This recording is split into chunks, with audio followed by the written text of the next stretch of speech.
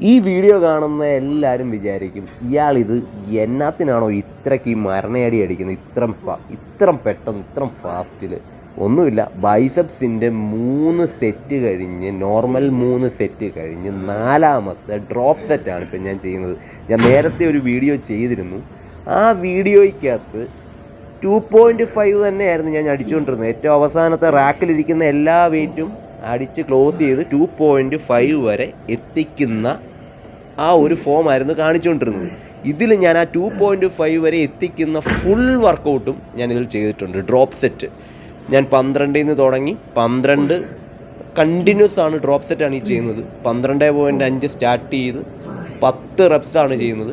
10 reps വെച്ച് 12.5 10 അതും 10 kg വെയിറ്റിലും 10 reps. അത് കഴിഞ്ഞ് 7.5ലും 10 റെപ്സ്. നോൺ സ്റ്റോപ്പാണ് കേട്ടോ, ഡ്രോപ്പ് സെറ്റാണ്. 7.5ലും 10 റെപ്സ്. അത് കഴിഞ്ഞ് 5ലും 10 റെപ്സ്.